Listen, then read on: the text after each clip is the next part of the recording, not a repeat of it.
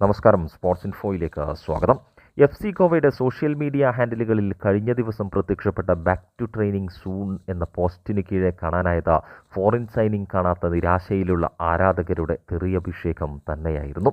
എന്നാൽ പിന്നാലെ തന്നെ ഇതാ FC ഗോവയുടെ പുതിയ വിദേശ സൈനിങ് പ്രഖ്യാപനവും എത്തിക്കഴിഞ്ഞിരിക്കുന്നു. നിരാശരായ ആരാധകർക്ക് ഒന്നല്ല ഇരട്ട സൈനിങ്ങിൻ്റെ ആനന്ദം തന്നെയാണ് ഈ നിമിഷം സമ്മാനിച്ചിരിക്കുന്നത്.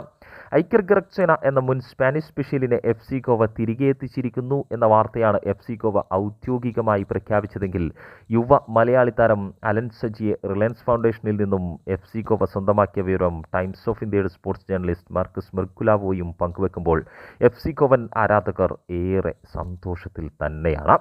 2022-23 സീസണിൽ 23 മത്സരങ്ങളിൽ നിന്നും 13 ഗോളുകളും ഒരു അസിസ്റ്റും സ്വന്തമാക്കി തിളങ്ങി നിന്ന ഐക്കർ ഗറക്സേന പിന്നാലെ ക്ലബ്ബുമായി പിരിഞ്ഞെങ്കിലും കഴിഞ്ഞ സീസണിൽ പരിക്കേറ്റ മുംബൈ സിറ്റി FC താരത്തിന് പകരക്കാരനായി വീണ്ടും ഇന്ത്യൻ സൂപ്പർ ലീഗിലേക്കെത്തി 6 മത്സരങ്ങളിൽ നിന്നും 3 ഗോളുകളും 2 അസിസ്റ്റുകളുമൊക്കെയായി തിളങ്ങി നിന്നെങ്കിലും പരിക്ക് വില്ലനായി എത്തിയതോടെ തിരികെ പോവേണ്ടി വരികയായിരുന്നു.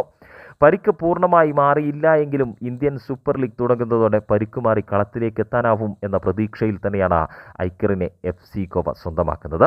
ഐക്കറിൻ്റേത് FC ഗോവയുടെ മികച്ച സൈനിങ് തന്നെയെന്ന് വിലയിരുത്തപ്പെടുമ്പോൾ യുവ മലയാളി സ്ട്രൈക്കർ അലൻ സജിയെ വിവിധ ഇന്ത്യൻ സൂപ്പർ ലീഗ് ക്ലബ്ബുകളുടെ ശ്രമങ്ങളൊക്കെ പരാജയപ്പെടുത്തിക്കൊണ്ട് തന്നെ FC ഗോവ സ്വന്തമാക്കുമ്പോൾ FC ഗോവയുടെ മികച്ച 2 സൈനിങ്ങുകൾ എന്ന് തന്നെ വേണം ഈ നീക്കങ്ങളെയൊക്കെ വിലയിരുത്താൻ.